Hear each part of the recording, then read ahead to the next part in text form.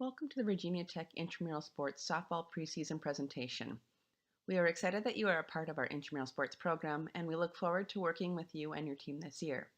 In this presentation, we will review general intramural sports policies, procedures, important sports rules, captain's responsibilities, sportsmanship, and more.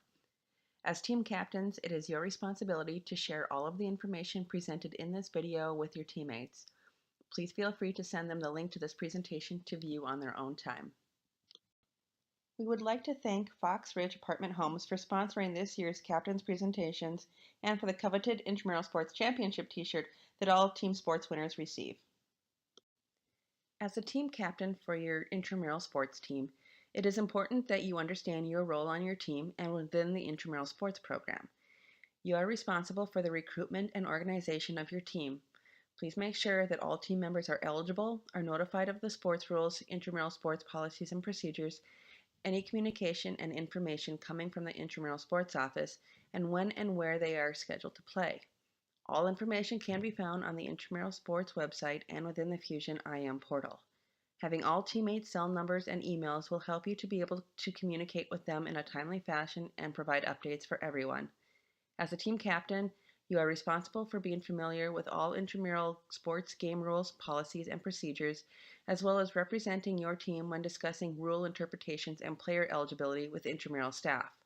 More information regarding captain's responsibilities can be found in the Intramural Sports Policy Manual located on the Intramural Sports website. For intramural sports softball leagues, teams need 8 players to start the game.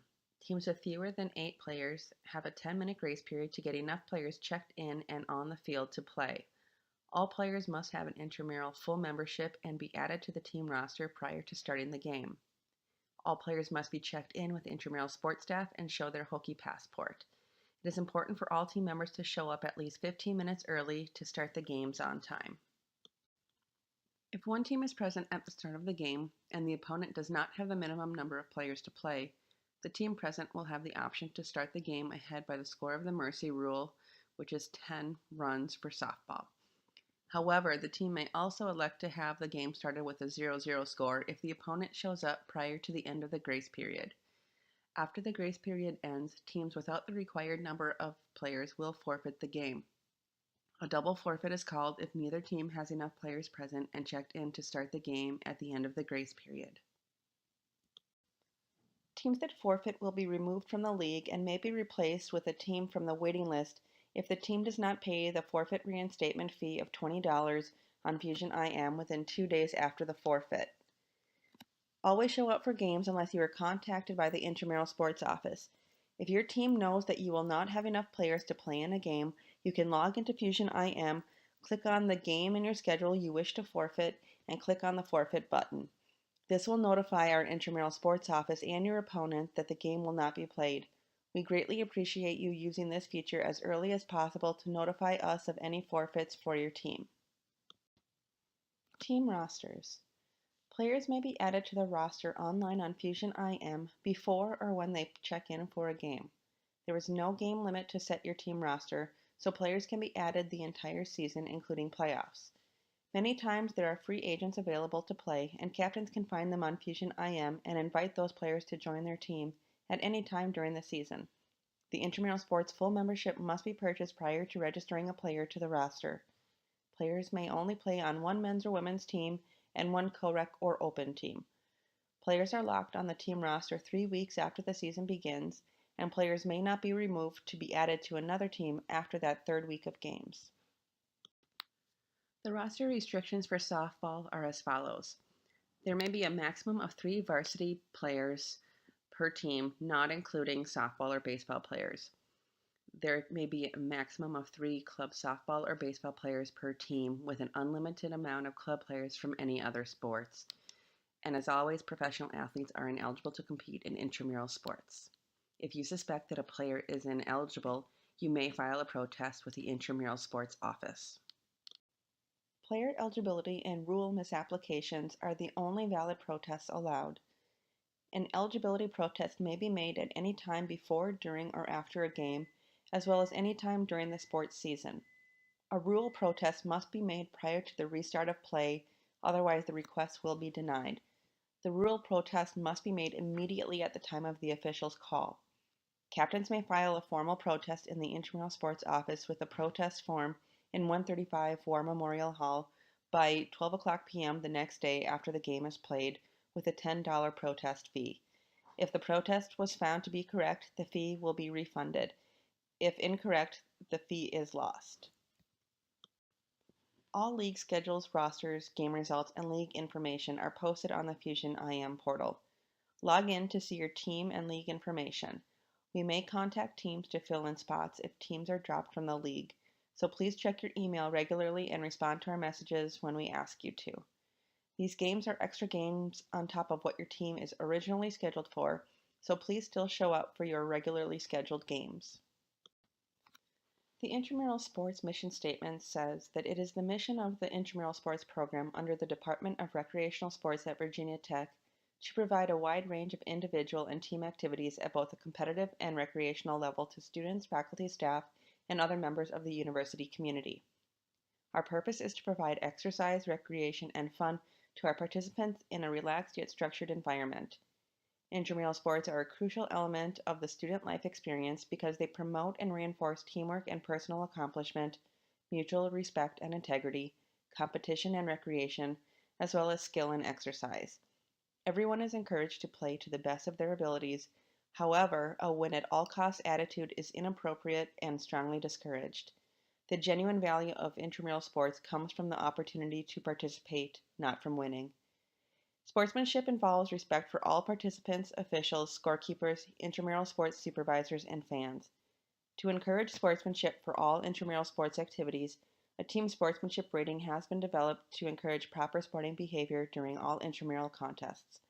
The rating is based on a 5-point scale, and all teams must meet the minimum average sportsmanship rating of a 3.0 to be eligible for playoffs. Now let's talk about some sport-specific rules for softball. Intramural sports is played with 10 players, with the minimum number of players to start a game being 8. No new innings will begin 45 minutes past the scheduled start time of the game. Once 3 innings have been completed, it will be considered an official game, with the score of the last full inning recorded, and will not be rescheduled if suspended or canceled due to inclement weather. The game will be declared over due to mercy rule if either team is winning by 20 or more runs after 4 complete innings of play, or 3.5 innings if the home team is ahead.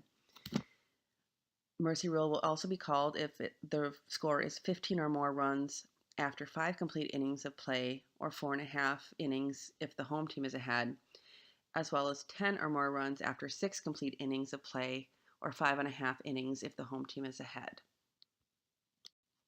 The following softball warm-up rules have been implemented. Prior to the game, pregame warm-up will include 5 pitches for each pitcher. There will be no infield practice after the first inning.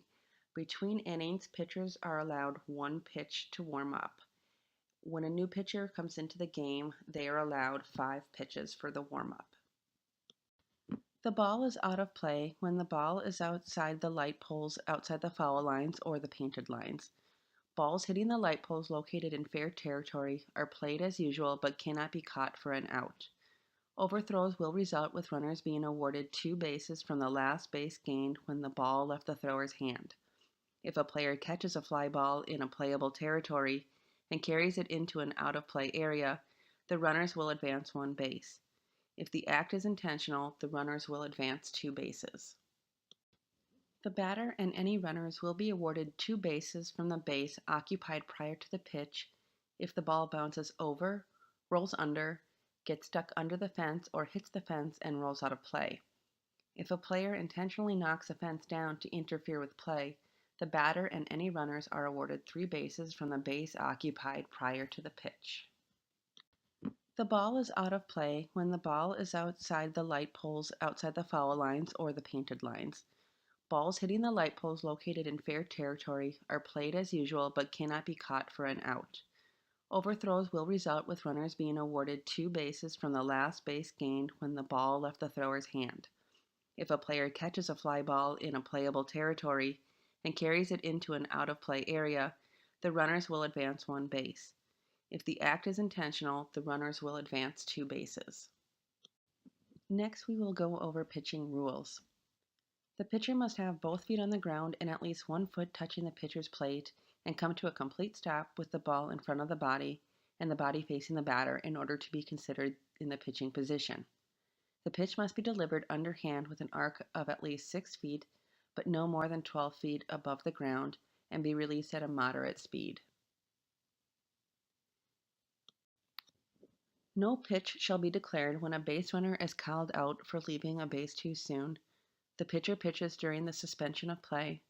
The ball slips from the pitcher's hand during the windup or during the backswing, or the pitcher pitches before a base runner is able to return to their base following a foul ball.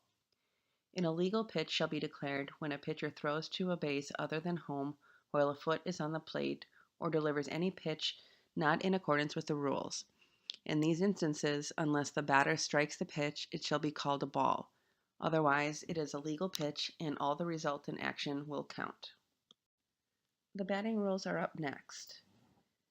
All at-bats start with a 1-1 count. If a legal pitch crosses the plate at a level between the batter's shoulders and knees, it shall be called a strike. Otherwise, the pitch shall be called a ball.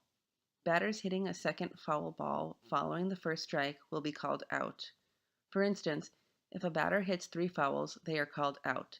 If they swing and miss or take a pitch, then foul twice, they are out. If they have 1 foul ball, then swing and miss or take a pitch, they are called out.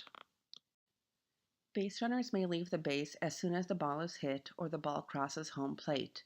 A fake tag or simulating the motion of catching a throw is a form of obstruction, with the first offense being a warning, and any subsequent offenses resulting in an ejection.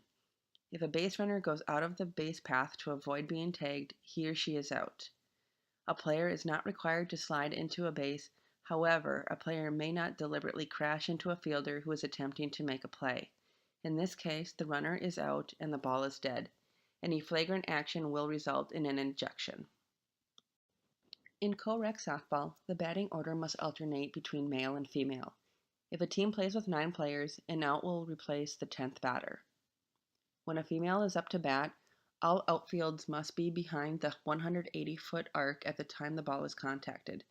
Failure to do this by the fielding team results in the batter and all base runners being awarded 1 base. If a male is walked on only 3 pitches with no strikes thrown, the next female batter will have the option of either walking or hitting. If she steps into the batter's box, she must hit. The mercy rule may be called at various points throughout the game.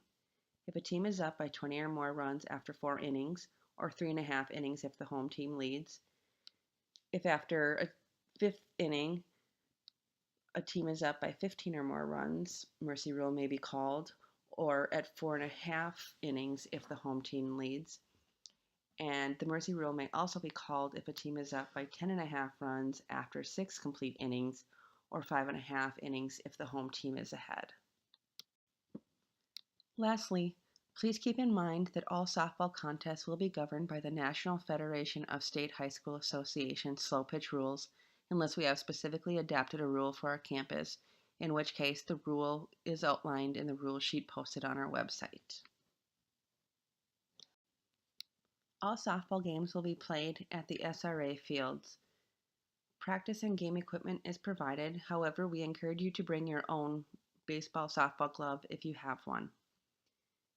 All jewelry must be removed prior to play with the exception of medical alert or religious jewelry items that must be secured with tape. All worn jewelry must be pre-approved by the Intramural sports professional staff in person in order to obtain written approval to play with it on. All teams must have both a white jersey and a dark colored jersey for each team member. All dark colored jerseys must be of the similar shade of color across the team. A team without enough jerseys to play will forfeit the game. Opposing teams must wear different colored jerseys.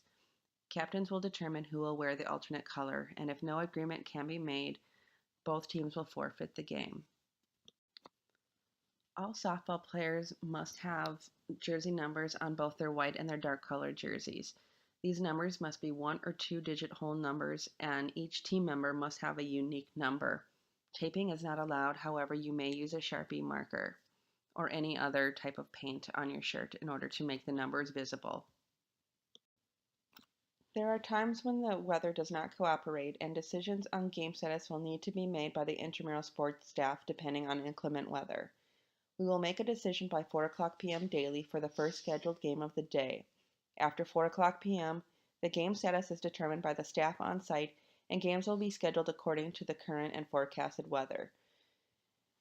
To be up to date on the game status for inclement weather, visit Twitter at VT Intramurals, our Facebook page, Virginia Tech Intramural Sports, our website, recsports.bt.edu/intramuralsports, and the Virginia Tech Weather Hotline, which is 540-231-6060.